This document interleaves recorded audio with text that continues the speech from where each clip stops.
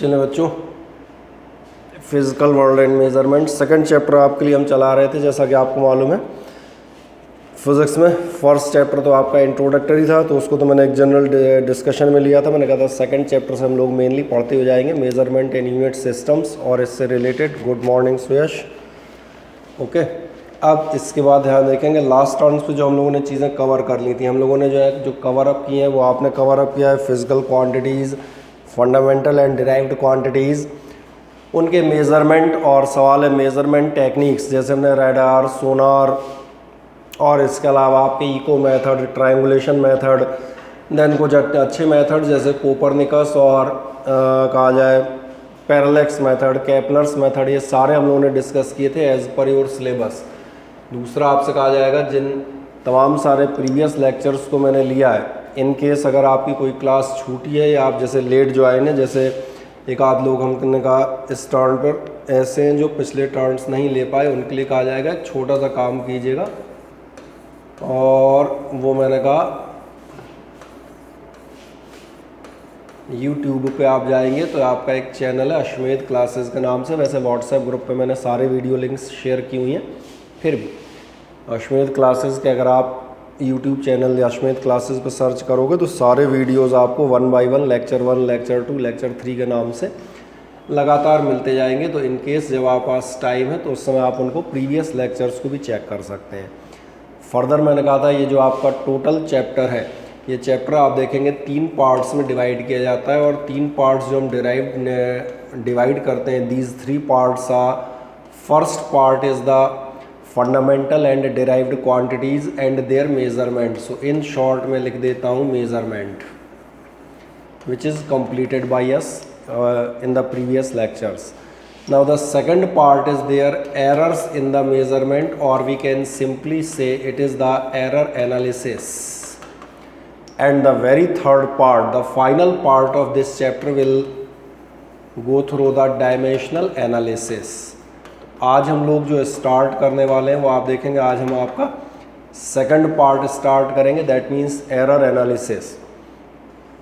Error analysis की बात करोगे तो मेज़रमेंट आपने पढ़ा हुआ है, कोई मुझे बताएगा एरर से मीनिंग क्या होता है? कोई बताएगा what may be the meaning of error? Harsh क्या कह रहे हैं? गलती। और ये तो हिंदी अनुवाद हो गया, एरर मतलब गलती, गलती मतलब एरर, तो मीनिंग क्या होगा? Not the translation. मेजरमेंट में एक्चुअली कितना गलत करते हैं, यानी कहा जाए, हाँ, अगर कहा जाए जो आपकी एक्चुअल वैल्यू है, ट्रू वैल्यू है, आप उससे कितना डिफर कर रहे हैं। What is the difference between the actual value of a quantity and the measured value of a quantity, that is called error. अभी हम और आगे डिस्कस करेंगे, that is also known as the uncertainty in the measurement. But अभी आपके लिए एक शुरुआत करने के लिए मैंने कहा it is the difference between the measured value and the actual value of a quantity. For example, the actual mass of a box is let it be 500 ग्राम, और आप उसे मेज़र करते हैं 498 ग्राम और 502 grams. So these 2 grams, that is the error in the measurement of mass of that box। तो एक concept समझ में आता है व्हाट इज़ द एरर। अब ध्यान देखना, इस पूरे टॉपिक में जो मैंने आपसे कहा था हम इसी पे चलेंगे। We are going through the error analysis part one, because now we are going through the lecture number 5। आज के लेक्चर के लिए हम जहाँ से चलेंगे, सबसे पहले हम बात करते हैं, जो सबसे पहली बात आएगी वो आती है accuracy and precision of measuring instruments. सबसे पहले जब भी आप किसी भी क्वांटिटी को, फिजिकल क्वांटिटी को मेज़र करने जा रहे हैं, देन देयर आर 2 टर्म्स। और एक मज़ेदार बात बताता हूँ, अब कभी कभार आपको ट्रांसलेशन धोखा दे जाएंगे।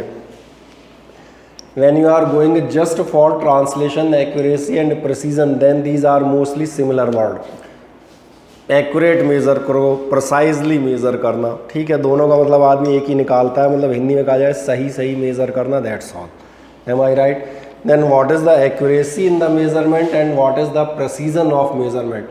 तो बहुत आराम से देखें सबसे पहली लाइन, और बहुत आराम से स्क्रिप्ट चूँगे। अभी शुरुआती टॉपिक थ्योरेटिकल है तो कंसेप्चुअल चर्चा बहुत ध्यान से करूँगा, उसको सुनते आइएगा, क्योंकि physics is not the मियर subject of calculations. It is based on fundamental concepts. Calculations or numericals are possible only when you have a firm fundamental concepts.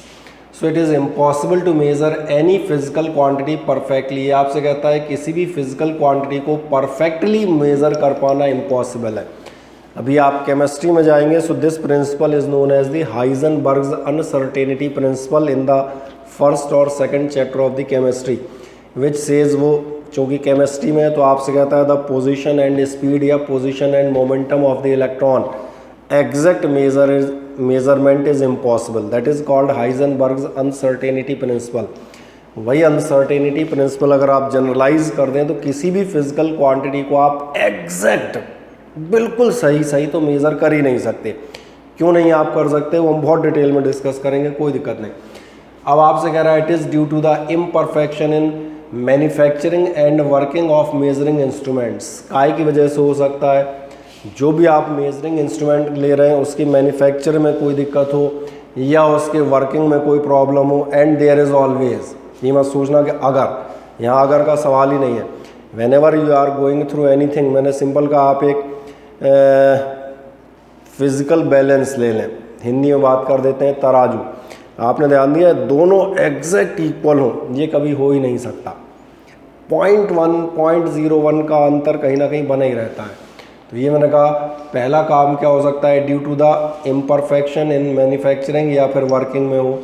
दूसरा का काम ध्यान देखना क्या हो सकता है, जो पर्सन मेजरमेंट कर रहा हो उसकी रिलायबिलिटी भी कई बार खतरे में होती है. रिलायबिलिटी ऑफ द पर्सन से मीनिंग समझ में आ रहा है, कितना जिम्मेदार है, कितने एक्यूरेटली, कितने प्रोफेशनली मेजरमेंट कर रहा है. तो हैबिट्स ऑफ द, जो भी आपका प्रोफेशनल है, जो भी वर्किंग मैन है, उस पर भी डिपेंड करेगा. जब हम लास्ट में सोर्सेज ऑफ एरर्स की चर्चा करेंगे तो ये सारी चीज़ें आपसे डिस्कस की जाएंगी. क्या कहता है, every measurement is limited by the reliability of measuring instrument and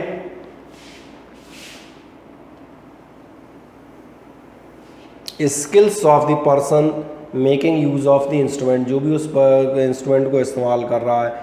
अब ध्यान देखना, जो भी इम्परफेक्शंस हैं मेज़रमेंट में वो आपके दो तरह से डिस्क्राइब किए जाते हैं. ये मैंने कहा था किसी भी आप मेज़रमेंट को सही नहीं ले पाएंगे. पहली चीज़ मैं एक एग्जांपल देता हूँ. फॉर एग्जांपल, कभी आप में से किसी ने चक्की पे जाके गेहूँ पिसवाए हैं? हाँ ना, बताओ चक्की देखिए कि नहीं देखी? Yes sir. देखिए, बढ़िया. अगर चक्की पे आपने गेहूँ पिसवाए तो एक छोटा सा क्वेश्चन पूछूंगा, कभी आपने ध्यान दिया है जो चक्की वाला बड़ा तराजू होता है, देखा तो ज़्यादातर लोग ना, बड़ा सा तराजू रहता है चक्कियों में, उस पर जब आप अपना बैग या बोरा रखते हैं तो यह बताता है 25 kg 600 ग्राम. और लेट इट बी, मैं मान के चलता हूँ आपने कितना वेट लिया है, 25 kg एंड 600 ग्राम. अब मेरा एक बहुत छोटा सा सवाल है, आप मुझे बताएं उसमें इतने गेहूँ थोड़े से डाल दूं या थोड़े से निकाल लूं, इतने से, आपको लगता है आपके मेज़रमेंट पे कोई फ़र्क पड़ेगा? बताएं. नहीं पड़ेगा. नहीं पड़ेगा. क्यों नहीं पड़ रहा? क्योंकि जब उसका 100 ग्राम तक का वो छोटा सबसे छोटा वो रहता है. सही कह रहे हैं, बिल्कुल सही कह रहे हैं. इसके लिए आपने पिछली क्लासेस में एक वर्ड पढ़ा था और वर्ड कहलाता था लीस्ट काउंट. लीस्ट काउंट आपसे कहा गया था, ईच, सिंपल भाषा में बात कर रहा हूँ, each measuring instrument has some sensing limit. इससे छोटी चीज़ों को सेंस ही नहीं कर सकता. तो जो मिनिमम क्वांटिटी है, minimum part of the quantity which can be measured by an instrument, that is called least count. तो चक्की वाले तराजू का लीस्ट काउंट 600 ग्राम है. 600 से सीधा 700 कर पाएगा, बीच का नहीं करेगा. इसका मतलब इट मे बी, अब आता हूँ जो हम कह रहे थे हर क्वांटिटी में एरर होगी. हो सकता है कि एक्चुअल आपका जो वेट रहा हो सकता है. अब इसको आप सब्ज़ी वाले तराजू पे तौलिएगा. सब्ज़ी वालों वाला तो देखा है, वो ये मेज़र कर देंगे. लेकिन तुमने ध्यान दिया है, एक मटर की फली उस पर चढ़ा दो या एक निकाल दो, कोई फ़र्क पड़ता है? नहीं पड़ता. यानी चक्की वाले तराजू में भी लिमिट है कि ये हो सकता है एंड इट इज़ पॉसिबल. मैं जस्ट, क्योंकि वो तो कोई जानते ही नहीं है ना, तो यहाँ मैं हमेशा कहूँगा हो सकता है कि 610 नहीं, 1 ग्राम का इधर उधर मामला हो, इट में भी 600 ग्राम, सॉरी 611 ग्राम. और लास्ट सवाल, पर्टिकुलरली लड़कियों से, कभी अपनी मम्मी के साथ कभी ज्वेलरी शॉप पे गए हो किसी सुनार के यहाँ, कभी पायल बिछियाँ कोई अंगूठी कान के कुछ खरीदवाने मम्मी या किसी को, बुआ को, चाची को? बोलो लड़कियों।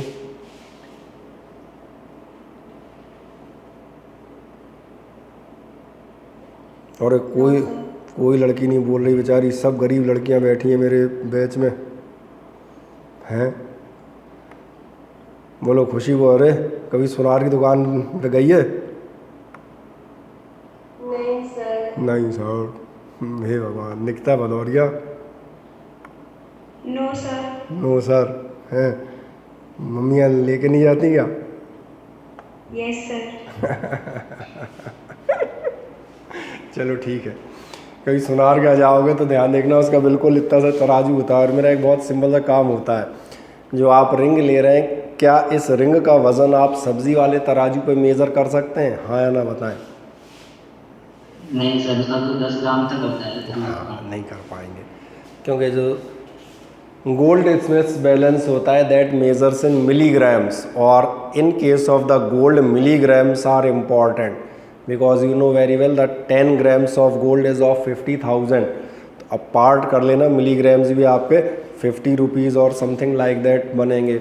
इसका मतलब है देयर इट मैटर्स। इसलिए मैंने कहा था जब भी आप मेज़र कर रहे हैं there will be always some error. और एरर की पहली चीज़ मैंने क्या बताई थी, अभी मैं चल रहा था, that is due to the measurement, that is due to the measuring instrument. ये सारी गड़बड़ियाँ तराजू की वजह से थी, दैट मीन्स द इंस्ट्रूमेंट। और हो सकता है जो आदमी मेज़र कर रहा हो वो भी गड़बड़ करे, तो वो मैंने दूसरा कहा था स्किल्स ऑफ द पर्सन। अब सवाल आता था ये जो भी गड़बड़ियाँ मेज़रमेंट में आ रही हैं, जो भी इम्परफेक्शन आ रहे हैं, चूँकि हम साइंटिफिक चल रहे हैं इसलिए हम इनको दो तरह से हम डिफ़ाइन करेंगे। और जो मैंने कहा था हिंदी अनुवाद मत कीजिएगा, अदरवाइज़ दोनों आपको जो वर्ड हैं वो लगभग सेम ही नज़र आएंगे, आप उनमें हिंदी में तो अंतर तलाश ही नहीं पाएंगे। First is the accuracy, second is the precision. आप एक बार मैं डेफिनेशंस को पढ़ाता हूँ, फिर मैं आपको इसके एक एग्जाम्पल मैथमेटिकल दूंगा, आपको समझ में आएगा। सबसे पहले हम बात करते हैं एक्यूरेसी। एक्यूरेसी तो जैसा कि नाम से ही समझ में आ रहा है, एक्यूरेसी का मतलब है accuracy is the degree of correctness of the measured quantity. Degree of correctness मतलब आपकी जो क्वांटिटी है वो कितनी ज़्यादा करेक्ट है, दैट इज़ कॉल्ड एक्यूरेसी। जैसे आपको याद होगा, अभी मैं गेहूँ तौल रहा था चक्की पर, 25 kg 600 ग्राम, मोर एक्यूरेट 25 kg 610 ग्राम। और छोटे उस पे गए, मोर एक्यूरेट 25 kg 611 ग्राम। और एक्यूरेट चले जाओ, 25 kg 611 ग्राम्स एंड 10 मिलीग्राम्स। समझ में आ रहा है व्हाट एम आई डूइंग? ये मैं रिफाइनमेंट ऑफ द मेज़रमेंट कर रहा हूँ, तो ये मोर एंड मोर एक्यूरेट होती आ रही है। रफली वैल्यू क्या है भैया, 600 ग्राम है, 25 kg 600 gram it is, but actually it is 25 kg, not the 600 but 611 gram and 10 milligram. So we are going more and more accurate, so that is called accuracy. तो ये कह रहा है it is the degree of correctness of the measured quantity, that is how much close the result is to the true value. आपका जो result है वो true value के कितना नज़दीक है। जैसे लास्ट की मैं ट्रू वैल्यू मान लेता हूँ 611 ग्राम, और जो भी मैंने 10 मिलीग्राम लिया था, और आपका ध्यान जाएगा 611 ये क्लोज है, 600 ये फार अवे है। तो कौन सी वैल्यू ज़्यादा एक्यूरेट होगी? 611 ग्राम वाली ज़्यादा एक्यूरेट होगी। जैसे मैंने कहा अगर आपकी एग्जैक्ट वैल्यू क्या मानी जाए, जो मैंने कहा एग्जैक्ट वैल्यू मानता हूँ 611, ठीक है, केजी वाला छोड़ रहा हूँ, ठीक है ना, मेन उस पर जा रहा हूँ, प्लस मैंने कहा लेट इट बी 10 मिलीग्राम, ये हमारी एग्जैक्ट वैल्यू थी। अब अगर कोई आदमी इसको 610 ले रहा है, कोई 600 ले रहा है और कोई और ऊपर ले रहा है, तो ध्यान देखना कौन सी वैल्यू इन तीनों में से ये वैल्यू मोर एक्यूरेट है और ये लेस एक्यूरेट है। हाउ मच क्लोज, कितनी ज़्यादा रिफाइंड है, कितना पास से पास, छोटे से छोटा हिस्सा भी आप नापते जा रहे हैं, ये आपकी एक्यूरेसी है। अब देखें ध्यान से, ये आपसे कहेगा as we reduce the errors the measurement becomes more accurate. जैसे जैसे हम एरर्स कम करते जा रहे हैं, जितना हम एरर को कम करके पास आते जा रहे हैं, ये आपका रिजल्ट कैसा होता जा रहा है, मोर एक्यूरेट। अच्छा ये तो समझ में आता है। फिर आदमी सोचता है यार ये तो समझ में आ गया, प्रेसीजन क्या है फिर? एक्यूरेसी तो बिल्कुल सही समझ में आ रही है कि भैया जितना अपन एग्जैक्टली जाना चाहेंगे, जितना बारीक से बारीक, जितना फाइन मेजरमेंट कर रहे होंगे वो एक्यूरेसी है। तो फिर प्रेसीजन क्या है? तो प्रिसीजन आपसे क्या चीज़ बताता है? दो बातें बताता है। ये बताता है it is the degree of repeatability. Repeatability से मतलब है आप एक ही रीडिंग को 2, 3, 4 बार ले रहे हैं, और जितना आपकी वैल्यूज़ क्लोज होंगी आपस में, जितना उनके बीच का डिफरेंस कम है, मतलब आप प्रिसाइजली मेज़र कर रहे हैं। फॉर एग्जांपल एक ही चीज़ एक ही इंस्ट्रूमेंट से आपने मेज़र की, एक बार उसकी रीडिंग आई 495 ग्राम, अगली बार आपकी आई 550 ग्राम। इसका मतलब आप कहीं ना कहीं मेज़रमेंट प्रिसाइजली नहीं कर रहे। एक्चुअली प्रिसाइजली का मीनिंग मोटे तौर पे कहा जाए, एग्जैक्ट ट्रांसलेशन नहीं कर रहा हूँ, ये होता है केयरफुली, कितनी सावधानी से आप मेज़र कर रहे हैं। क्योंकि सही मेज़रमेंट तो कई बार एक्सीडेंटली हो जाता है, अपने पता ही नहीं होता अपन सही नाप लाए, सही है ना। लेकिन कितनी अलर्टनेस के साथ हम मेज़रमेंट कर रहे हैं, ये प्रेसीजन होता है। प्रेसीजन मतलब 3 बार हमने मेज़र किया और अगर उनमें गैप ज़्यादा आ रहा है, मतलब हम कहीं ना कहीं गड़बड़ कर रहे हैं, इतना वेरिएशन कैसे होना है चाहिए। अगर हमने एक ही क्वांटिटी 2-3 बार नापी, 500 ग्राम, 501 ग्राम, 499 ग्राम, मतलब बिल्कुल समझ में आता है 500 ग्राम के आसपास ही हम प्रिसाइज है। और ऐसा आ रहा है एक बार 500, एक बार 520, एक बार 470, मतलब हम कुछ तो भी नाप रहे हैं, we are not measuring precisely. तो डिग्री ऑफ रिपीटेबिलिटी की बात करेगा, रिफाइनमेंट ऑफ मेजरमेंट की बात करेगा, क्या कहेगा? If a measured value is precise, कोई भी मेजर्ड वैल्यू कैसी मानी जाएगी? प्रिसाइज मानी जाएगी if the difference between the values is small. अगर जो आपका वैल्यूज़ के बीच का डिफरेंस आ रहा है कैसा आ रहा है? छोटा। अब मुझे सारे लोग ये बताएं, क्या आप पेन, कॉपी, रजिस्टर रोज़ की तरह लेके बैठे हैं, हाँ या ना? बैठे हैं तो बढ़िया। तो फिर मुझे एक बात बताएं, इसको अभी नोट कराऊँ? चलो इसको अभी इन शॉर्ट एक एक वाक्य नोट करा देता हूँ, बाकी हमेशा की तरह इस PDF को भेजूंगा, तो इसको आप फिर आराम से घर पर नोट करना बैठ के, है ना। एक छोटी चीज़ लिख दें, एक टॉपिक का नाम डाल दीजिएगा, एरर्स इन मेजरमेंट, ठीक है। मेन 1-2 लाइनें आपको बता देता हूँ।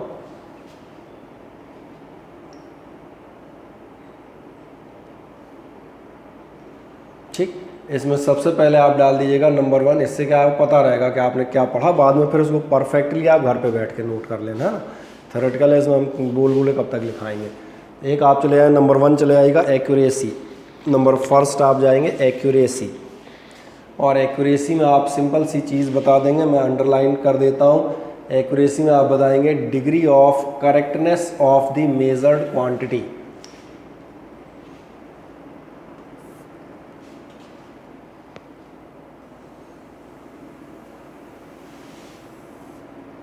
बस ठीक है, यहाँ तक भी बहुत है। अभी फ़िलहाल अपन रफ में चल रहे हैं ना, यहाँ तक अपना पर्याप्त है। एक छोटी सी लाइन नोट कर दें, बोर्ड अगर आपको प्रॉपर देखने में दिक्कत हो मैं बोल देता हूँ। ये लिखा है एक्यूरेसी में degree of correctness of the measured quantity. एक लाइन इसलिए लिखी है ताकि अभी हम स्लाइड चेंज करेंगे और एग्जाम्पल चेक करेंगे तो फिर आप गड़बड़ा नहीं जाए, इसलिए आपकी कॉपी में आप चेक कर लें। It is the degree of correctness of the measured quantity, that is how much close the result is, that is how much close the result is to the true value। बस यहीं तक लिख दें, बाकी सब घर पे शीट भेज देता हूँ, उससे लिखिएगा, ठीक है ना। अब सेकंड लिख दिया सभी ने? Yes sir. चलो ख्वाहिश आपने लिख दिया बेटा? Yes yes sir. ठीक, अब एक काम कर जाए, नेक्स्ट एक बढ़िएगा प्रेसीजन। इसमें भी एक ही लाइन बस लिखेंगे, इसमें आप बता दिएगा प्रेसीजन में the degree of repeatability and refinement.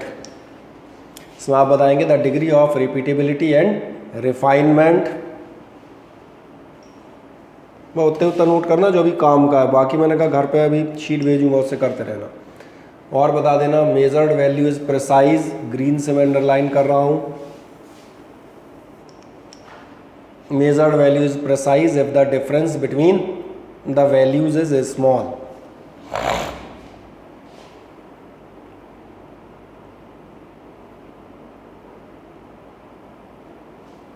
ठीक, क्या इतना लिख दिया आपने?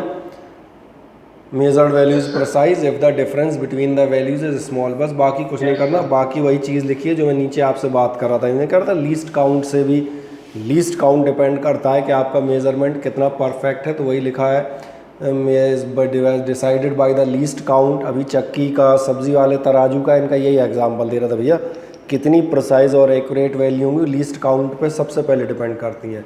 The smaller is the least count, larger is the precision of the instrument. जितना छोटा लीस्ट काउंट होगा, चक्की वाला तराजू 100 ग्राम, सब्जी या हम कहते हैं ग्रॉसरी शॉप वाला तराजू 10 ग्राम्स, गोल्ड स्मिथ मिलीग्राम्स। तो जितना छोटा आप लेते आएंगे, आपसे कह रहा है उतने ही आपके मेज़रमेंट प्रिसाइज होंगे। अब ये तो मैंने डेफिनेशन बता दी थी, तो अभी ये तो नहीं क्लियर नहीं होंगी। अब डेफिनेशन क्लियर कैसे होंगी, उसके लिए इस टेबल को देखें। पहले ये बताएं क्या टेबल सभी को अपने स्क्रीन पे बिल्कुल साफ नज़र आ रही है, हाँ या ना? Yes sir. सभी को आ रही? बहुत ध्यान से देखें। अपने पास 3 स्टूडेंट हैं, स्टूडेंट ए, स्टूडेंट बी और स्टूडेंट सी। बहुत ध्यान से देखते हुए चलना। स्टूडेंट ए, बी और सी, वी हैव 3 स्टूडेंट्स। तीनों ने ध्यान देखना, एक सिंपल सा कोई सा मास मेज़र किया है, A B and C. Find the mass of a piece of metal and the mass is known to be 0.520 gram. यह हमें मालूम है कि आपका मास कितना है, एक्चुअल मास हमारा कितना है, 0.520 ग्राम है। अब बहुत ध्यान से देखिए, सबसे पहले हम बात करते हैं student number A. Student number A नज़र आ रहा है, फर्स्ट स्टूडेंट। इसने 3 बार मेज़रमेंट किए, और ये ध्यान होगा पर पिछले साल तुमने फाइलें आई नहीं तो बनाई नहीं है प्रैक्टिकल की, तो फिर चलो कोई दिक्कत नहीं। जब भी कभी हम कोई भी एक्सपेरिमेंट कर रहे होते हैं तो मैं बताऊँ हमेशा 2 से 3 रीडिंग ले जाती हैं और उनका एवरेज हम लेते हैं। क्यों लेते हैं, अभी 2 मिनट बाद वो भी सामने आएगा। पहले ज़रा देखें आपने क्या किया है। 3 बार इस आदमी ने, number A, student number A ने मेज़र किया। एक बार उसने किया 0.52 ग्राम, 0.51 ग्राम और 0.50 ग्राम। इसके बाद आप देखें, इसके बाद उसने अपनी तीनों वैल्यूज़ का एवरेज निकाला और एवरेज उसने कितना निकाला, 510 ग्राम। ऐसे ही ध्यान देखें, इसने भी 3 बार मेज़र किया, दिख रहा होगा। इसने एवरेज कितना निकाला, 0.51 ग्राम, और इसने कितना निकाला, 0.520 ग्राम। अब हम सबसे पहले बात करते हैं इनमें से कौन सा आपका एक्यूरेट है और कौन सा प्रिसाइज है। एक्यूरेसी के लिए ज़रा यहाँ चेक करें, क्या आप बता सकते हैं इन 3 स्टूडेंट्स में से कौन मोस्ट एक्यूरेट है?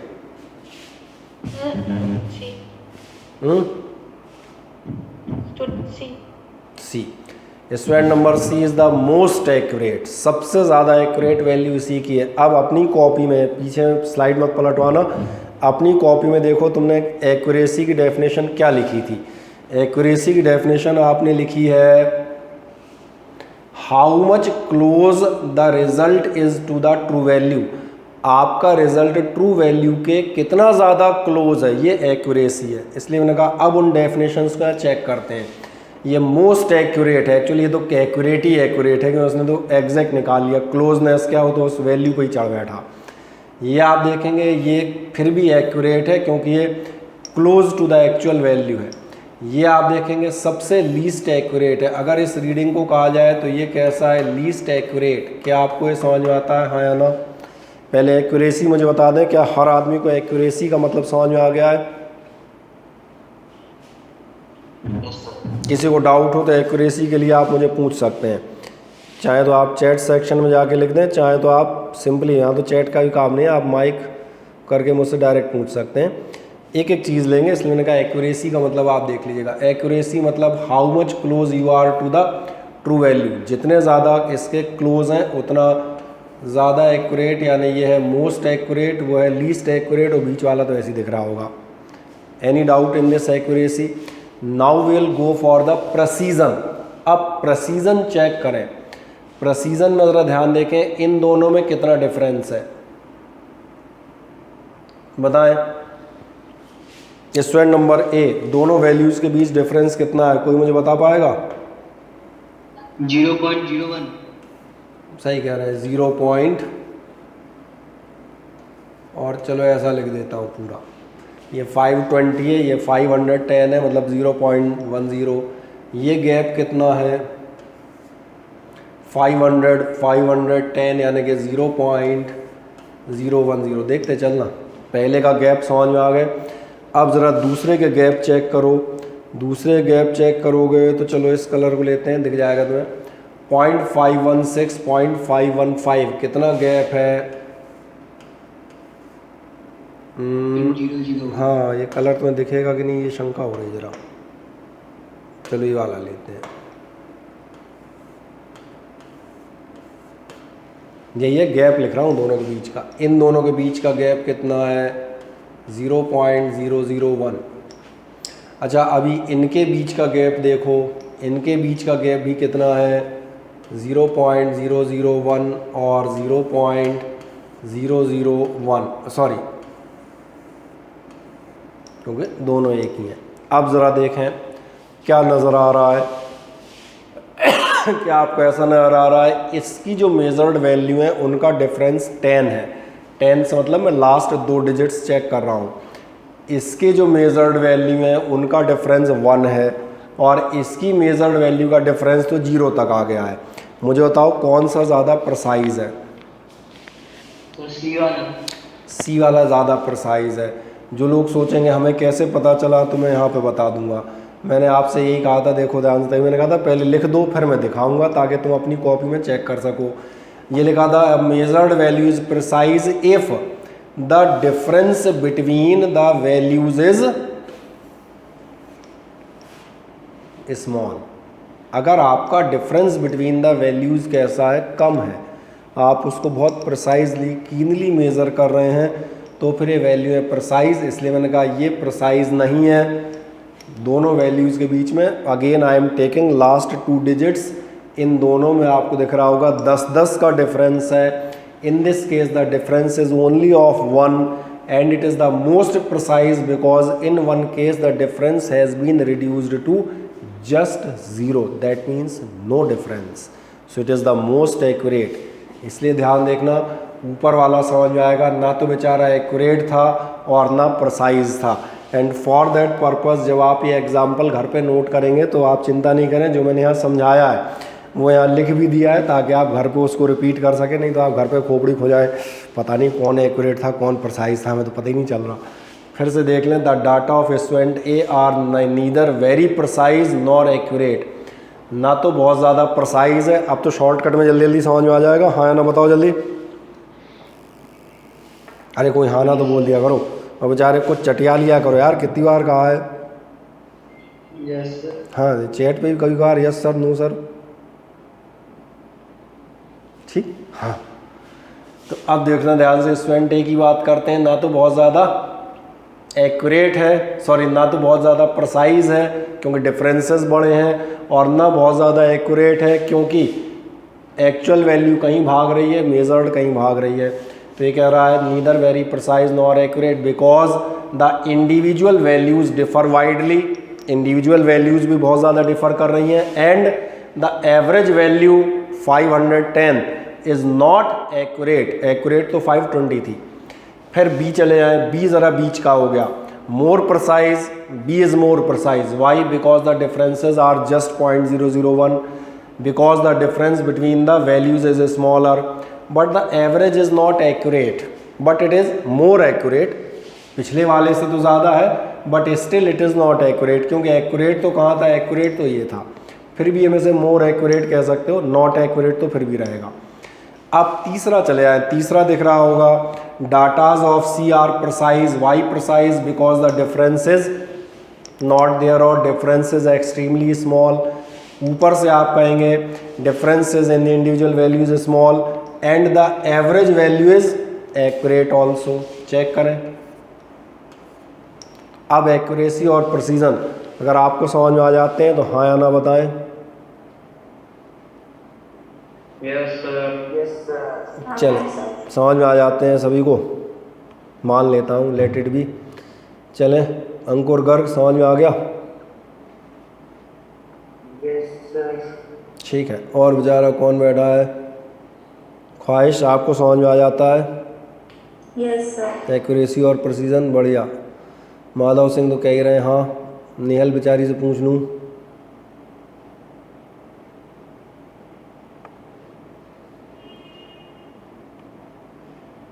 ठीक है, बढ़िया। अब एक नेक्स्ट जाते हैं हम लोग इसके बाद आगे की तरफ। बाकी मैंने कहा अब इसको आप आराम से नोट कर सकते हैं because it is just a plain theory, so you can write down it with the help of sheet which I will share after some time. ठीक है, और एक नेक्स्ट चीज़ पर हम जाते हैं और अगली चीज़ अब आपकी आती है एरर्स इन मेज़रमेंट। अब पहले तो हमने देखा कि आप कोई भी जो चीज़ मेज़र कर रहे हैं, ठीक है, और चलो अभी तो टाइम है मीटिंग में, एक आध जो लोग नए हैं उनको बताऊं ये मीटिंग एंड होगी, इसी पासवर्ड इसी लिंक से दोबारा ज्वाइन कर लीजिएगा, ठीक है ना। नेक्स्ट हम जा रहे थे एरर्स इन मेजरमेंट की चर्चा कर रहे थे। एक्यूरेसी और प्रिसीजन तो समझ में आ गया, कितना ज़्यादा एक्यूरेट लिया, कितना ज़्यादा प्रिसाइज लिया। अब एक एरर नाम की चीज़ और आ जाती है। And what is error? Error यहीं देख लें, आए देखे ध्यान से, क्या आपको ऐसा नजर आ रहा है the accurate value of this metal box, जो आपने मेटल का बॉक्स लिया था या पीस लिया था उसका आपका मास कितना था? 520 ग्राम था, 0.520। आप ज़रा देखें क्या आपको ये नज़र आ रहा है, इस पर्सन ने इट हैज़ कैलकुलेटेड और मेजर्ड इट एज 0.510 ग्राम। क्या आप बता सकते हैं इसकी वैल्यू एक्यूरेट है या इसमें एरर है? एरर है। कितनी है सर? 10 ग्राम्स का। सही कह रहे हैं, 0.010 ग्राम की एरर है, आप बिल्कुल सही है और दिख रही है। और देखो ध्यान से, तुम्हें एरर की डेफिनेशन बिना बताए भी तो आ गई। तुमने एरर की डेफिनेशन ध्यान देखो क्या लिया, यही लिया है, दोनों values, true value, actual value और जो मेजर्ड वैल्यू, इसका आपने डिफरेंस लिया हुआ है। सही है। अब यहीं से यही चीज़ आती है एरर्स इन मेज़रमेंट। जो भी अनसर्टेनिटी थी कि हमने मेटल बॉक्स अलग अलग लोगों ने मेज़र किया, किसी को दिख रहा है 515 है, किसी को दिख रहा होगा 510 है, कोई कह रहा होगा 517 है, यानी मेज़रमेंट अनसर्टेन है। अलग अलग लोग थोड़ा थोड़ा अंतर, बारीक बारीक अंतर बताएंगे और जो लिटिल बिट डिफरेंस है that is called errors in measurement. यही हम बात कर रहे थे। There is always some uncertainty in the measured value of a physical quantity. क्या आपको ये समझ में आता है, जब अलग अलग तरह के तीन लोग किसी भी फिजिकल क्वांटिटी को मेज़र करते हैं with the help of different instruments, so due to the skills of the person and reliability of the measuring instrument, दोनों बातों में डिपेंड करेगा, instrument as well as the person. आपके साथ क्या होता है, आपके हर आदमी के मेज़रमेंट अलग अलग आते हैं। अलग अलग का मतलब ये नहीं कोई 1 किलो और कोई 10 किलो बताएगा, but there will be a slight a little bit difference. और मैंने कहा this is uncertainty in the measured value. अब सब अनसर्टेन है, वेदर इट इज़ 517 और 518 और 520, क्योंकि हर आदमी अपने को सही मानेगा। विच represents the extent of error in the measurement, और इसी से हमें पता चलता है how much error is in the measurement. अगर ज़्यादा वाइड स्प्रेड हो रही हैं, अभी हमने 520 लिया था, 400 से लेके 700 तक जा रही हैं, इसका मतलब बहुत ज़्यादा एरर्स इन मेजरमेंट है, तो एक्सटेंट भी पता चल जाता है। वहीं कि वहीं 510, 520, 530 है, मतलब only there is an error of 10। तो what is the extent of error? That comes from the uncertainty. और लास्ट जो मैंने कहा आपने खुद ही बता दिया था वो definition, so that is to be written from the sheet when it is given to you. The measured value of a physical quantity is usually different from its true value. Measured value is usually different, और इसलिए कह रहा है the error in measurement is equal to the difference between the true value and the measured value of that quantity. क्या अब हर आदमी को ये कहानी क्लियर है? हाँ या ना बताएं। Yes sir. वैसे तो आपने खुद ही निकाल दी थी, ठीक है।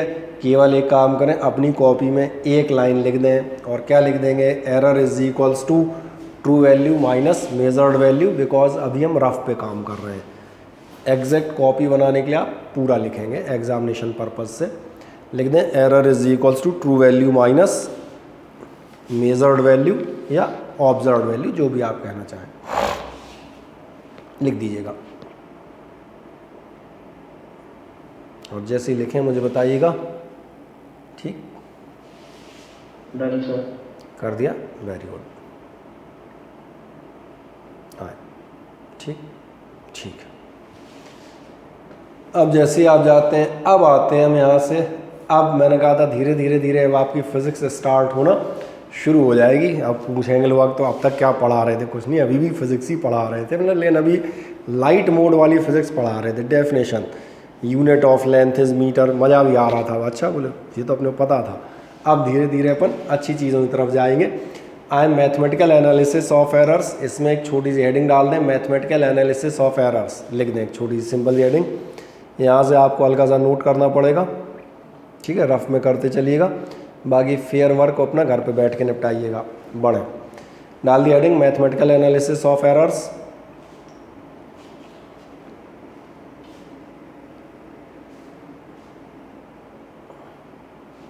ठीक, अब बहुत ठीक है, अब बहुत ध्यान से देखें।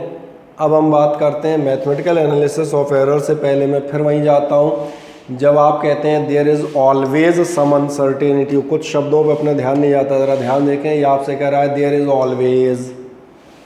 Always some uncertainty, always some error. किसी भी क्वांटिटी को मेज़र करोगे हमेशा कुछ ना कुछ एरर होगी, और अगर हमेशा कुछ ना कुछ एरर होगी तो फिर ट्रू वैल्यू कैसे पता चलेगी? अब फंस गए हम। 10 लोग, 20 लोग, 50 लोग, अलग अलग इंस्ट्रूमेंट, अलग अलग हथियार, औजार सब लेके भिड़े हुए हैं और सब ने मेजरमेंट किया। और मैंने कहा Heisenberg uncertainty principle which will you study in chemistry, वो आपसे क्या कहता है, there is always some uncertainty और एरर इन द मेजरमेंट। बोले जितने लोग मेजरमेंट करके आए सबके मेजरमेंट में कुछ ना कुछ एरर है। तो फिर एग्जैक्ट वैल्यू, ट्रू वैल्यू कहाँ से पता चलेगी यार? फिर तो ट्रू वैल्यू का कोई ठिकाना ही नहीं होगा। लेकिन इसका मैथमेटिकल इलाज है, ध्यान से देखें। इसका मैथमेटिकल इलाज आपने ध्यान नहीं दिया होगा, हमने इस टेबल में ही कर दिया था। कोई सा भी स्टूडेंट, चाहे ये वाला चाहे ये वाला, 3 बार आपने इसको लिया था, बिल्कुल सही कह रहे हैं, और एवरेज लिया हुआ था फॉर द करेक्ट वैल्यू। तो ये पहली चीज़ आती है कि ट्रू वैल्यू कहाँ से आएगी? ये आएगी उनके मीन से, या आप कह सकते हैं उनके एवरेज से। तो सबसे फर्स्ट हेडिंग डालिएगा ट्रू वैल्यू। ठीक, फर्स्ट ऑफ ऑल आप बताएंगे नंबर 1 ट्रू वैल्यू। पहले असली वैल्यू तो पता चल जाए, तब फिर एरर्स ढूंढने जाएंगे। ठीक है, टाइम आपके पास लेस देन 1 मिनट है। The meeting will stop suddenly, so please rejoin it. आए, हम जो बात कर रहे थे, मैंने कहा था हम थे आपके ट्रू वैल्यू पर। ट्रू वैल्यू में वहीं से कहानी स्टार्ट होगी। There is always some uncertainty और error in the measured value. इसीलिए आप क्या काम करते हैं, अभी रफ में हम लिख लेंगे for determining the true value a number of observations are made. हम क्या कर रहे होते हैं, तमाम सारे ऑब्जर्वेशंस ले रहे होते हैं। जो ट्रू वैल्यू के लिए मैंने अभी पीछे स्टूडेंट ABC दिखाए थे, क्या करना है, नंबर ऑफ ऑब्जर्वेशंस लीजिएगा। और इसलिए मैं बात कर रहा था जो आपने 9, 10 में कोई प्रैक्टिकली कॉपी चलो नहीं बना पाई, 11th में हो सकता है बना पाओ, है ना, ऐसे ही आशा करेंगे कि तुम्हें लैब देखने को दोबारा मिल जाए। कई तो अपने स्कूल का नाम भूल गए होंगे, कौन सा था, है ना, किधर पढ़ता था तो मैंने कहा जब जाओगे तो क्या करोगे, कम से कम 3, 4 और 5 रीडिंग्स आर टेकन। और ये 4-5 रीडिंग्स लेने का टारगेट ये होता है कि हमारी एरर कैसे हो जाए मिनिमाइज़। कैसे मिनिमाइज़ होंगी वो भी मैं आपको बताऊंगा 1 मिनट में। पहले आप एक काम करें, ट्रू वैल्यू में लिख दीजिएगा, जो मैंने अंडरलाइन किया अभी रफ में उतना लिख दें। For determining the true value a number of observations are made.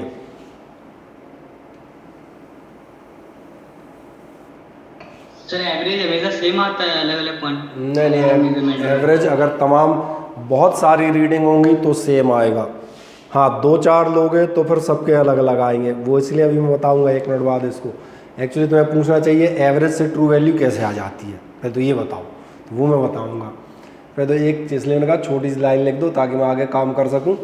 मैंने क्या कहा, फॉर, बस यहीं उतना ही लिखना, for determining the true value a number of observations are made and the arithmetic mean of these observations is considered as the true value. बाकी arithmetic mean I hope so निकालना मालूम है, क्योंकि ज़्यादातर लोगों को तो मैं जानता हूँ इसमें से दे were well in 12th 10th। तो एक काम कर दीजिएगा, नीचे आप बताएंगे एम समझ में आ रहा होगा, मीन वैल्यू क्या होगी, A1 + A2 + A3 + ... AN upon n। Mean ऐसे ही निकालते हैं, तो नीचे दिखा देना, डायरेक्ट फॉर्मूला दिखा दो, AM = A1 + A2 + A3 and so on. और एक पैटर्न दिखा देता हूँ, देखें ध्यान से, ये फॉर्मूला नोट कर दिया आपने? Yes sir. और एक 10th की याद दिला देता हूँ, कुछ बुक्स इसको ऐसे भी लिखती हैं, ध्यान देखना, AM इज इक्वल्स, क्योंकि मैंने कहा मेरा काम ये है कि सारे पेपर्स या बुक्स के अकॉर्डिंग आपको प्रिपेयर करूँ। आप कहीं जाके ये नहीं कहें अरे बोले ये क्या था, ये तो हमने कभी देखा ही नहीं। कई बुक्स इसको ऐसी भी लिखती हैं, 10th का फॉर्मेट याद आएगा, ये 1/n, अपॉन का n तो मैंने एक साथ ले लिया, A1 + A2 + A3, ये आपके लिए कहलाता है समेशन AI मतलब समझ में आ रहा होगा, A1 A2 A3 and so on. और एक ख़ास बात बताता हूँ, यहाँ पर लिखा जाता है लिमिट्स I = 1 to n, इसका मतलब समझ में आता है I की वैल्यू हमें कहाँ से कहाँ तक रखनी है, 1 to n। फॉर एग्जाम्पल मान के चलो कोई लिख देता है I = 1 to 4, अच्छा इसमें 2 मत पूछना कहाँ लिखा है, 2 नहीं लिखा, ये लिमिट्स लिखी हैं, पढ़ा जाता है। AM = 1/n summation AI limits I = 1 to 4, तो इसका मतलब होगा A1 + A2 + A3 + A4। अच्छा बाय द वे किसी ने लिख दिया I = 5 to 10, तो मतलब समझ में आता है I = 5 to 10 का मतलब होगा A5 + A6 + A7 + A8 + A9 + A10। कई बार आप किसी कॉम्पिटिटिव एग्जामिनेशन में आते हैं तो उसमें ऐसी लैंग्वेज चेंज कर देते हैं, ऐसा सिंपल सस्ता नहीं लिखते, ऐसा लिख देते हैं, तो हम लोग गुम, इसलिए मज़े से इस फॉर्मेट को भी लिख दें। और मुझे लग रहा है जो मैंने बताया समझ में आ गया होगा। लिख दें AM = 1/n, वो तो अलग से ले लिया है, summation AI limits I = 1 to n, लिख दें फुर्ती से।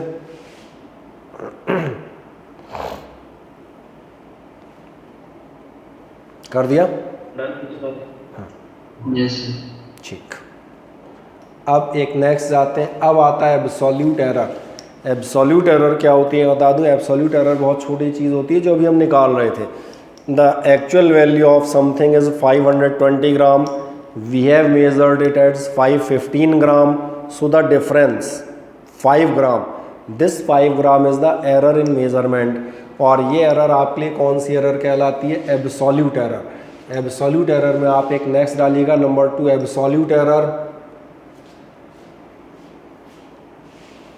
ठीक, और उसमें आप बताएंगे, यहाँ से लिख दीजिएगा क्योंकि अभी तो अपन रफ में है ना, is the magnitude of the difference between the true value and the individual measured value. ये आपका क्या है, एब्सोल्यूट एरर। सीधा शॉर्ट में यहाँ से स्टार्ट करो, is the magnitude of the difference between the true value and the individual value, यही हमने आपसे कहा था।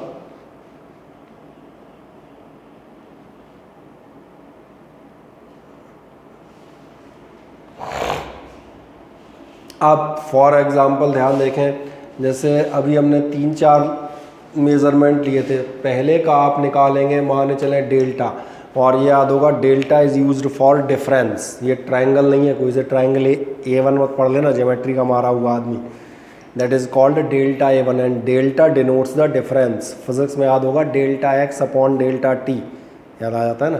तो डेल्टा A1 आपको क्या चीज़ बताएगा, ये बताएगा ट्रू वैल्यू और माइनस, और ट्रू वैल्यू को हम चाहें तो AM भी लिख सकते हैं क्योंकि हमने मीन के तौर पे निकाली थी, माइनस फर्स्ट ऑब्जर्वेशन, पहले आदमी ने कितनी एरर की। और एक छोटी सी बात देखें, क्या आपको ऐसा नजर आ रहा है, ये मैंने 2 डंडे खड़े कर दिए हैं, व्हाट आर दीज रॉड्स,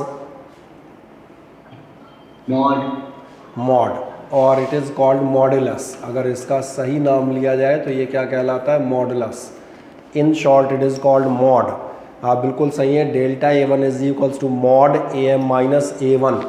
इसका मतलब ध्यान रखना, जो भी इसका आंसर आएगा वो ना पॉजिटिव होगा ना नेगेटिव। लोग कहते हैं पॉजिटिव होगा, लेकिन मैं क्या कहता हूँ, मॉड का मतलब ही होता है विदाउट साइन, ना पॉजिटिव ना नेगेटिव, सिंपल लिखना। 3 - 2 भी 1 आएगा और 2 - 3 भी 1 आएगा, because you are using mod.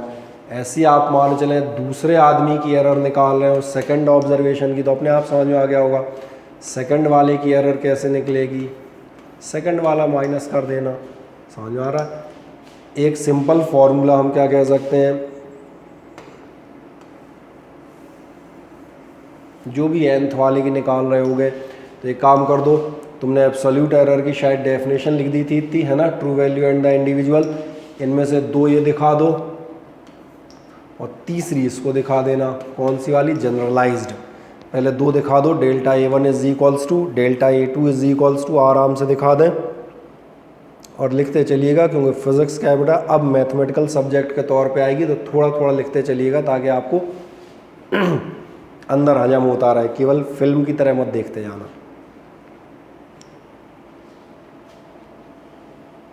बढ़ जाए AM-A1 AM-A2 मॉड, और लास्ट आप एक जनरलाइज फॉर्मूला क्या क्या दिखा देंगे, delta AN is equals to mod AM-AN। ठीक, जैसे आप लोग इतना कर लें मुझे बताइएगा। 1 2 3 फॉर्मूले ऊपर ऊपर को छोड़ देना, ये मैंने हैंड रिटन लिए हैं, 3 ये बस ले लेंगे, सफिशेंट है समझाने के लिए। बढ़िया, सुयश का कहना है और अभिषेक का कर दिया, ओके। अब एक छोटा सा, ठीक है, अब एक छोटा सा सवाल पूछता हूँ, उसका जवाब सावधानी से देना। मैं आपसे सवाल पूछता हूँ, मैं जो शक्कर ख़रीदने मार्केट जाता हूँ और 2 दुकानदार हैं, उन दुकानदारों में से एक दुकानदार, ध्यान देखना हिंदी में लिख रहा हूँ, 100 ग्राम शक्कर कम तौलता है, और दूसरा दुकानदार ½ kg यानी कि 500 ग्राम कम तौलता है। 2 शॉपकीपर हैं, in English we have 2 shopkeepers, shop A and shop B।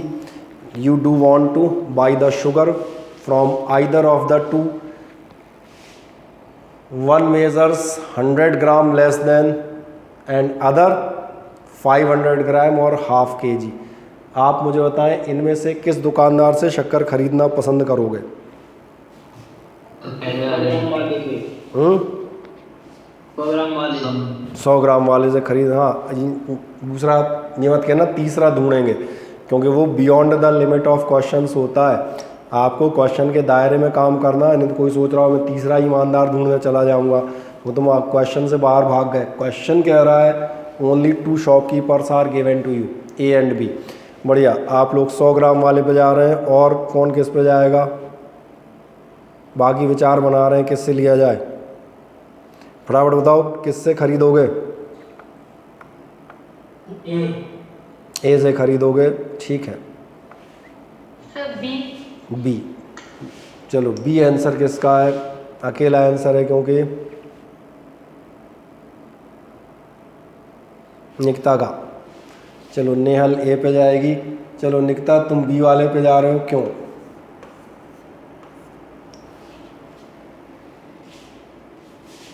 बताएं निकिता।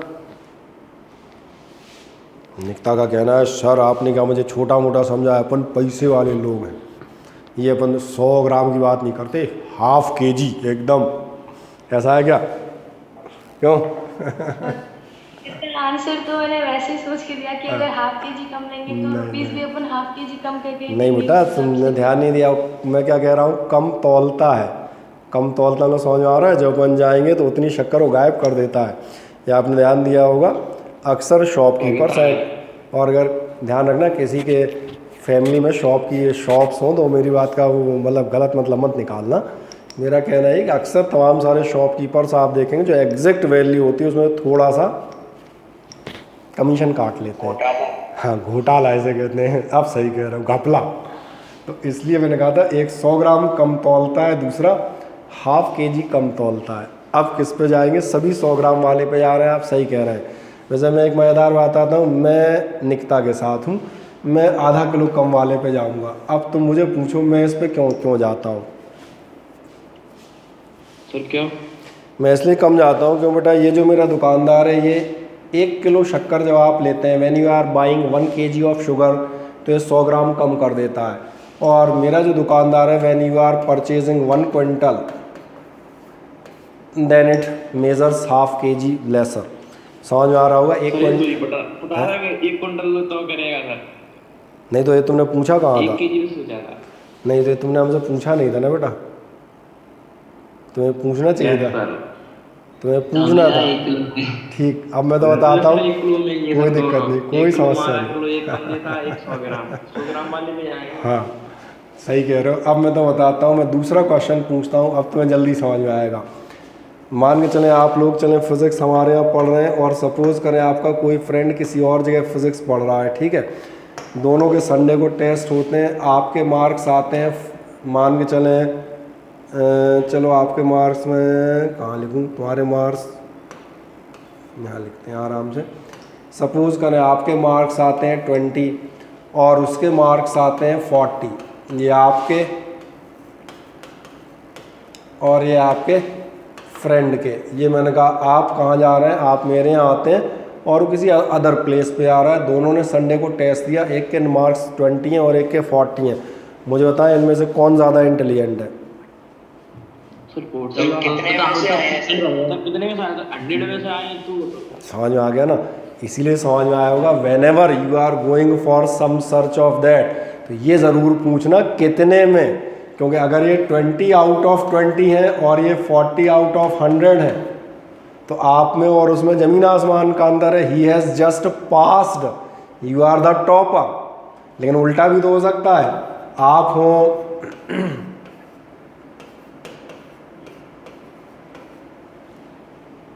ये भी हो सकता है। तो देखना, ध्यान रखना, हमेशा ये ज़रूर देखना पड़ेगा कितने में से हैं, और ये हमेशा लिखते हैं, कभी आपने ध्यान नहीं दिया, whenever you are writing marks it is written as 20 upon this much. हर टेस्ट में, हर मार्कशीट में ये ज़रूर लिखा जाता है कितने में से हैं, और इसलिए तुम्हें समझ में आ रहा होगा अकेला absolute error, this was the error, ये सफिशेंट नहीं है।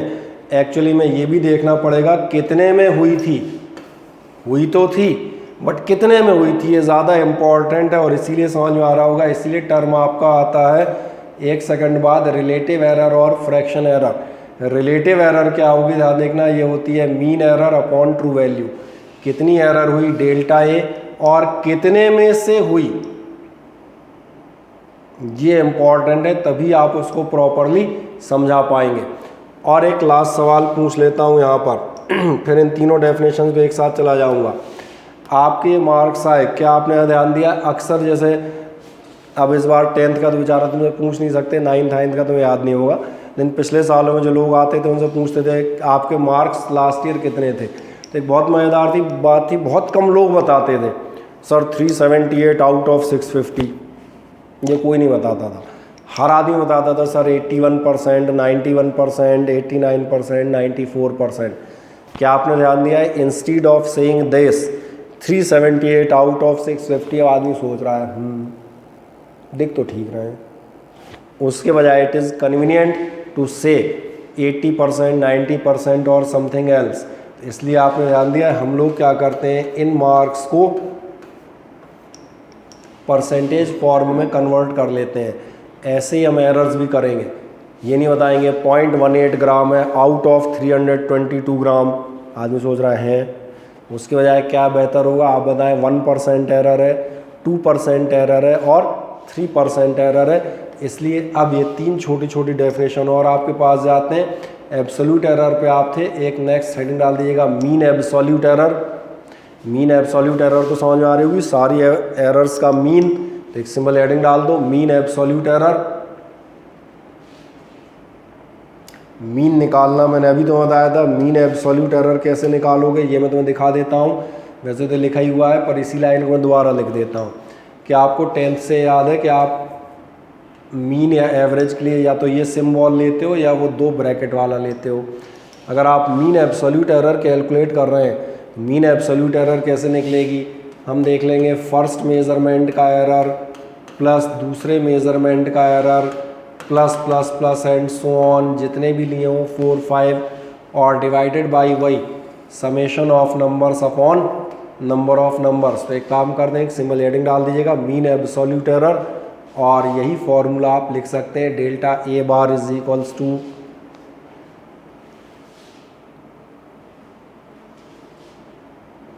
लिख दें मजे से, delta a bar is equals to delta A1 plus delta A2 delta AN upon N.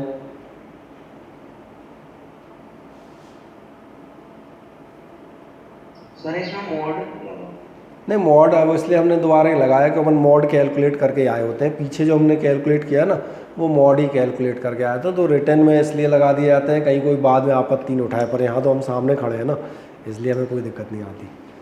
Books हमेशा 90% लगा के चलेंगी, क्योंकि उन्हें मालूम रहता है कोई बाद में चैलेंज करे, देखो तुमने मॉड नहीं लगाया। हमें मालूम, हम सामने खड़े, हमसे पूछो मॉड नहीं लगाया, मैं कहूँगा भैया मैं जो वैल्यू निकाल के लाया था मॉड के निकाल के लाया था, डेल्टा A1 मैंने मॉड से ही निकाली थी, इसलिए मैंने नहीं लगाया, ठीक है ना, क्योंकि यहाँ एक्सप्लेनेशन के लिए हम साथ में होते हैं। इन शॉर्ट आप ऐसे ही लिख देंगे, कोई दिक्कत नहीं, कॉपी में भी यही चलेगा। हाँ, इसका एक मैं फॉर्मेट दिखा देता हूँ, इसको आप ऐसे भी लिखते हैं, ध्यान रखना। डेल्टा A बार कैसे होगा, देखो ध्यान से, इधर स्क्रीन पे निगाह रखना, 1 मिनट, ये 1/n दिख रहा है, इस टाइप का नोटेशन बता दूं, कई बार NCERT क्वेश्चंस में या किसी कॉम्पिटिटिव एग्जामिनेशन में जाएंगे तो अटक जाओगे लैंग्वेज में। Delta A bar is equals to 1/n, इनका समेशन है, किनका समेशन है, ध्यान देखें, it is the summation of delta A's 1 2 3 means,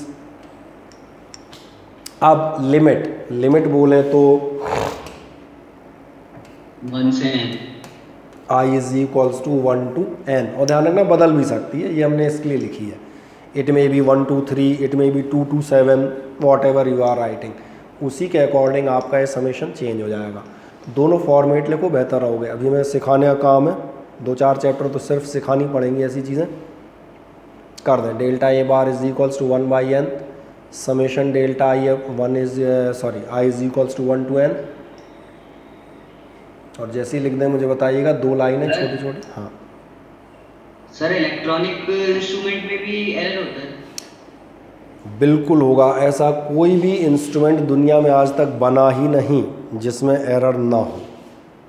उसका कारण है, आपका इलेक्ट्रॉनिक इंस्ट्रूमेंट कितने डिजिट तक जाता है,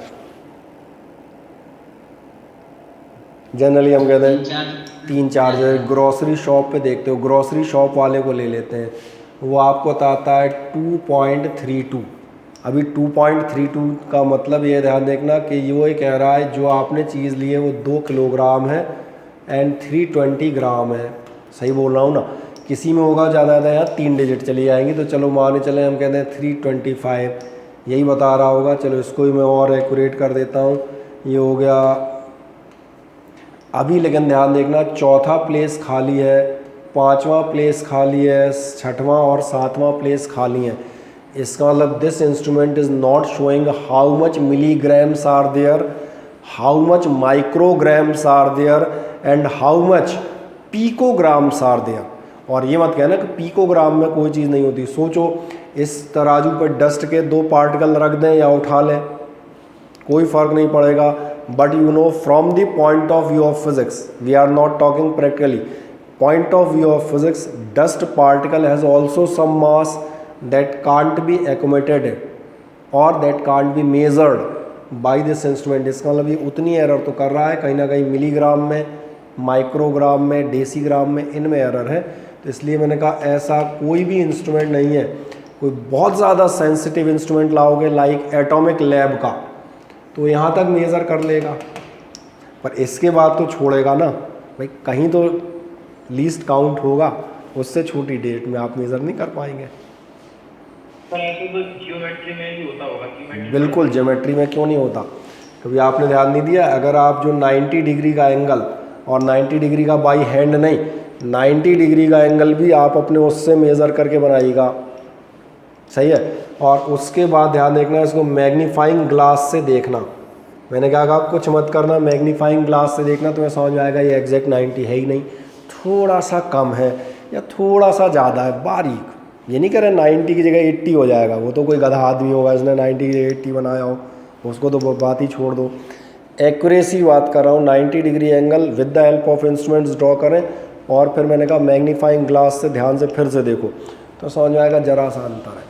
तो एरर्स तो रहती हैं, हाँ, ये रिफाइंड होते जाते हैं, कितनी कम से कम, कम से कम, कम से कम,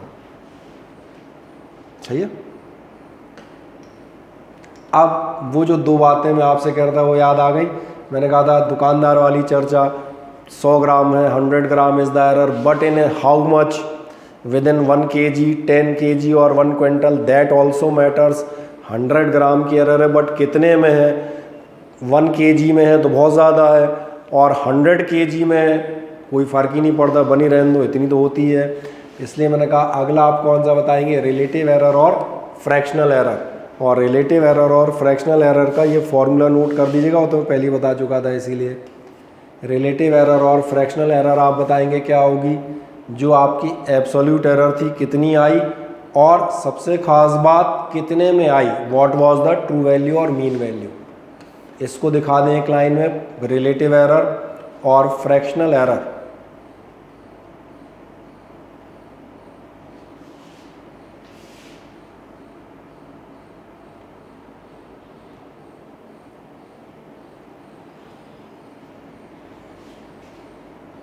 delta A upon A M दिख रहा होगा वैसे। डेल्टा ए अपॉन ए एम का मतलब ये हाउ मच डेल्टा ए, कितनी एरर है और कितनी क्वांटिटी थी। क्या ये क्लियर हो गया? लिख दिया ये, सिर्फ फॉर्मूला लिख दें, डेफिनेशन वगैरह बाद में घर पे लिखना मजे से। और डेफिनेशन भी कुछ नहीं है, इसी का ट्रांसलेशन है।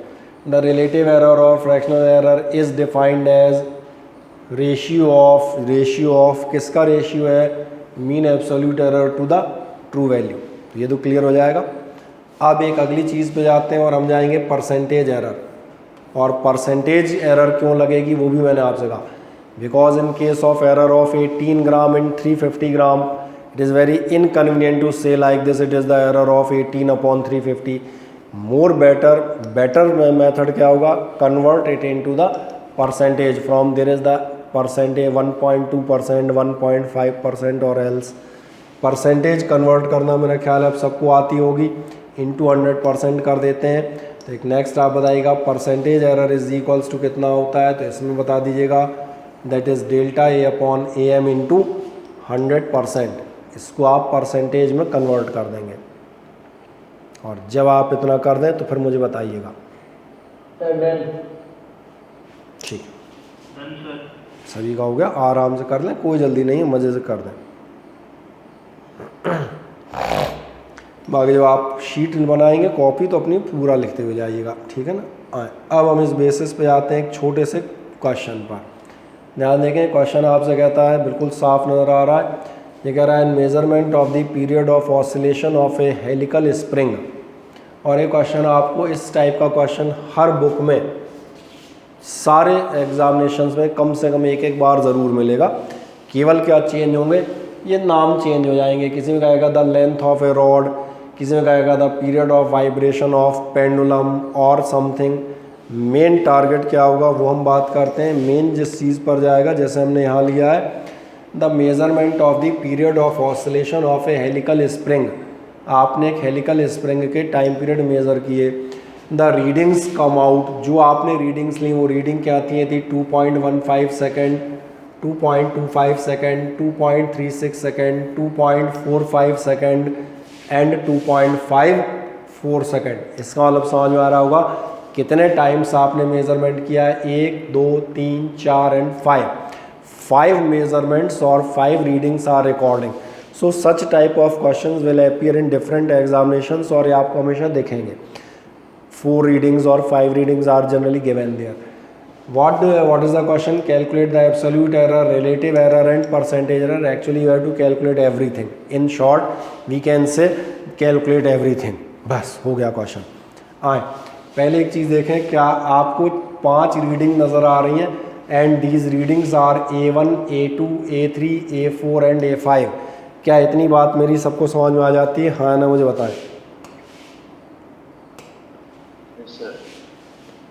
आप पास इस क्वेश्चन में 5 रीडिंग है और सभी को साफ साफ बोर्ड पे नज़र आ रही है, कोई दिक्कत तो नहीं आ रही।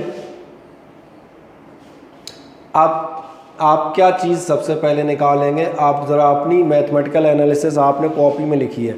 मैथमेटिकल एनालिसिस में 5-6 लाइनें लिखी हैं। तुम देखो सबसे पहले मैथमेटिकल एनालिसिस में तुमने क्या चीज़ कैलकुलेट की है, देखो अपनी कॉपी। सबसे पहले क्या कैलकुलेट किया रामू? True value. सही कह रहे हो। Before calculating the relative percentage error, first of all we have to calculate the actual value or the true value। और true value कैसे एक सेकेंड,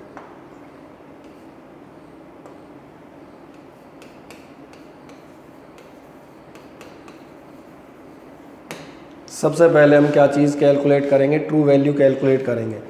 और ट्रू वैल्यू आप कैसे कैलकुलेट करेंगे ये भी मैं बताता हूँ। ट्रू वैल्यू आप ऐसे कैलकुलेट करेंगे कि आपका AM इज इक्वल्स टू था A1 plus A2 plus A3, उस समय आप डॉट डॉट डॉट कर रहे थे, अब डॉट डॉट नहीं करेंगे। अब मालूम है कितनी रीडिंग्स हैं हमारे पास, देयर आर 5 रीडिंग्स, और मीन निकालना सबको याद होगा अपॉन 5। ठीक, इसका मतलब AM इज इक्वल्स टू आपका कितना निकलेगा, A1 अपना है 2.15, देखते हो आराम से बोर्ड देखो, प्लस सेकंड रीडिंग आपकी क्या है 2.25, थर्ड रीडिंग आपकी क्या है 2.36, the fourth reading is 2.45 and the fifth reading is कितनी है 2.54, और डिवाइडेड बाई, चलें फुर्ती से निकालें और मुझे बताएं आपका एक्चुअल वैल्यू कितनी आ रही है। 2.35। देख लें मजे से, हर्ष कुमार बढ़िया 2.35, माधव सिंह की भी 2.35 है, बाकी देख लो, नहीं तो बाकी लोग एरर में भी एरर कर रहे हो, ऐसा मत कर देना। ठीक है, 11.75 आ रहा है। कितना आ रहा है? 11.7। अरे तूने डिवाइड नहीं किया होगा, ये नीचे का छोड़ गया क्या? 11 कैसे हो गई? इतनी ज़्यादा तो हो नहीं सकती। डिवाइड लगा। अरे तो डिवाइड हो कर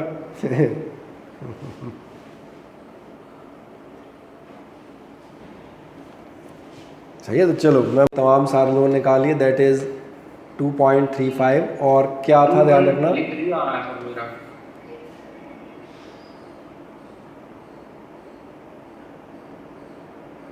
नहीं 5 आएगा बेटा। देखो लास्ट डिजिट, कुछ चीज़ें 7th क्लास से ही चेक हो जाती हैं, 5 एंड 5 10, 10 एंड 6 16, 16 और 5 21, 21 और 4 25, लास्ट डिजिट 5 आएगी, और जब आप इससे डिवाइड करेंगे तो ये 5 ही आएगा। 5 का डिवीज़न या तो 1 आएगा या 5 आएगा, तो इसलिए बिल्कुल सही निकालो और आराम से। ठीक, चलें फ़िलहाल मैं इसको मान लेता हूँ, क्योंकि ज़्यादातर लोगों का ये आ रहा है 2.35 सेकेंड, इसलिए मैंने कहा था इसमें एरर मत करना, एडिशन में कहीं एरर करोगे फिर तो भगवान मालिक हो जाएगा। हम तो वैसे ही हाथ खड़े कर देंगे, हम तो कभी निकालते भी नहीं हैं, हम तो वैसे ही तुम्हारे भरोसे रहते हैं, तुमने कितना निकाला है ना, ह्यूमन एरर हो जाएगा। हाँ चले, निकाल लिया 2.35 सेकेंड। अब ज़रा सेकंड टॉपिक देखो, नंबर बी पे आपने क्या चीज़ कैलकुलेट की थी इसके बाद, देखो कॉपी देखो, नंबर बी पे तुमने क्या चीज़ निकाली है, एब्सोल्यूट एरर। इसलिए कह रहा हूँ कॉपी देखो, क्योंकि बताने को तो मैं भी बता दूंगा यार, वो तो मेरे बताने थोड़ा ना काम चलेंगे, तुम्हें देखना है एब्सोल्यूट एरर कैसे निकालेंगे। ध्यान देखना, एब्सोल्यूट एरर निकलेंगी 5, आओ 5 एरर्स में से 1-2 मैं दिखाता हूँ।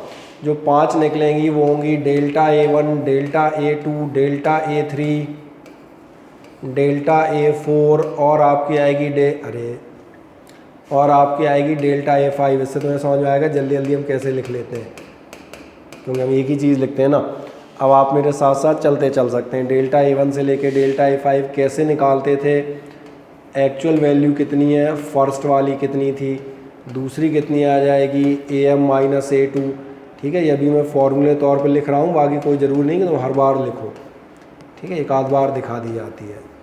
AM माइनस A4, अरे, और लास्ट हो जाएगा आपका AM माइनस A5। इतना आप मेरे साथ साथ लिखते चलें फुर्ती से, ठीक, करते आए मेरे साथ साथ करते आइएगा। इतना 5 एरर्स और पांचों दिख रही होंगी, यही आएंगी। अब ये मॉड का फर्स्ट ब्रैकेट, AM मेरी कितनी है 2.35, 2.35, 2.35, अरे 35, 2.35 और 2.35, minus minus minus minus minus. अब first second third fourth value, first second third fourth ये लिखी है मेरे पास। फर्स्ट है 2.15, सेकंड है 2.25, थर्ड है आपकी 2.36, फिर 2.45 और लास्ट है अपनी 2.54।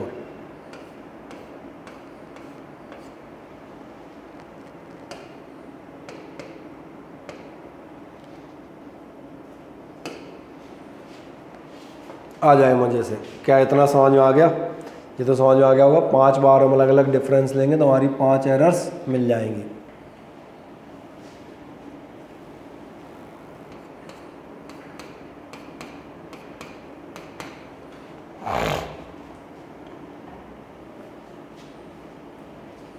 ये तो कर ही सकते हो। कितना आएगा 0.35, ये हो जाएगा। और साथ में करते हैं ना, क्योंकि ऐसी कोई महान चीज़ नहीं है, जैसे बच्चों वाला काम है यार, सब्ट्रैक्शन। ये शायद 35 और 25 यानी 10 हो जाएगा। 35 और 36 मतलब है ना 0.01 हो जाएंगे। 35 45 से हो जाएंगे 0.10। और ये ध्यान रखना, ये माइनस के नहीं आएंगे। क्यों नहीं आएंगे? क्योंकि आपने लगा रखा है मॉड। ये मैं ज़रूर बता दूं बस, चाहे ये वैल्यू हो और चाहे ये वैल्यू, मॉड का कंसेप्ट पहले बता दिया था, वैल्यू पॉजिटिव आएंगी। और ये कितना हो जाएगा? ये हो जाएगा 0.19, है ना। और चेक कर लेना ये सारे मेरे सही हैं। सही है। क्या कोई ऐसे बहुत बड़ी चीज़ नहीं निकाल रहा है, तो नॉर्मल निकाल रहा हूँ यार।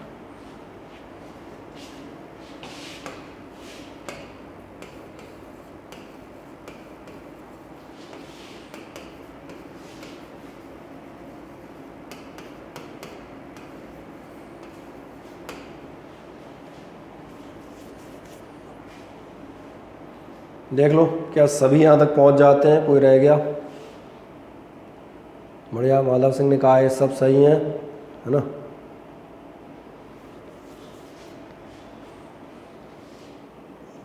बाकी लोग देख लें, यहाँ तक पहुँच जाएं तो मुझे बताइएगा।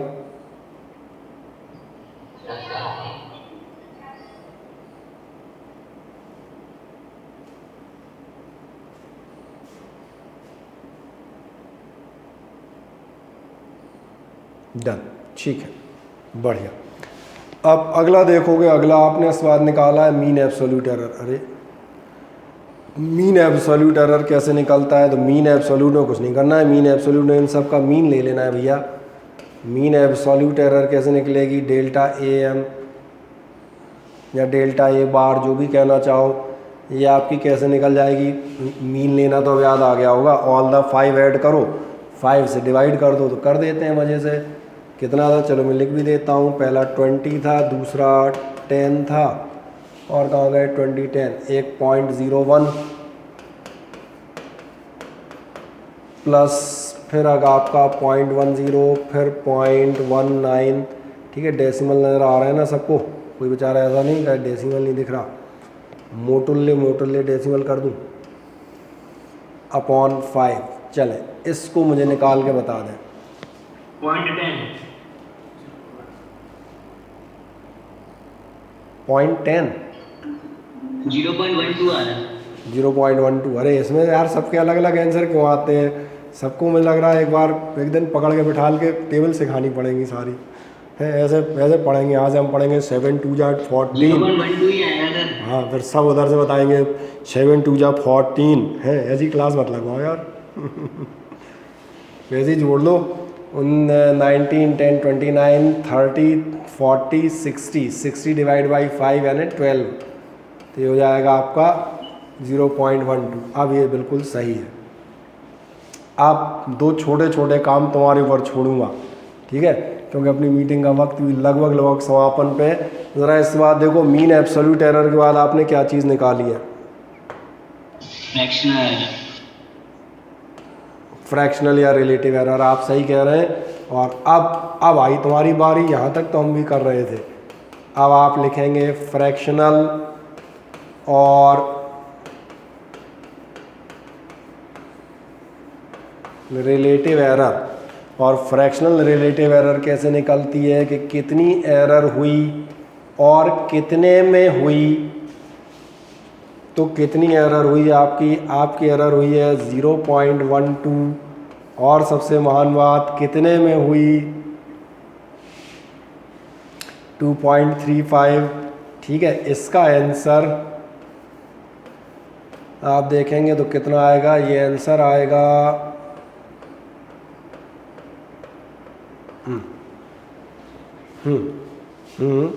इतने। ये आपका काम है 0.051। ठीक है, कोई दिक्कत नहीं। मैंने कहा ये कोई मत कहना सर ये निकालो, ये और इसीलिए फिज़िक्स बता देता हूँ। लास्ट क्या करोगे, ध्यान देखना, लास्ट आपकी आएगी, बस 100 से मल्टीप्लाई करना है और इसको भी ऐसे लिख देता हूँ, ठीक है, इनटू, 5.10 का। कोई दिक्कत नहीं, सब पे छोड़ दी ना, सब अपना अपना निकालेंगे मज़े से।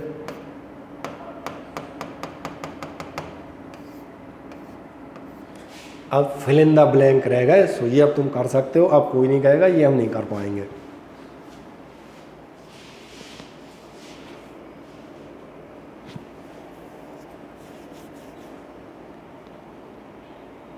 निकाल लेंगे ना, अब इसको निकालने में मत दिमाग लाओ, ये ध्यान रखना, ये 6th का बच्चा भी निकाल सकता है। ये एक्चुअली तुम कहोगे हमने क्यों नहीं निकाला, कि हम तुम्हें ये दिखाना चाहते हैं, हमारा टारगेट ये निकालना नहीं है।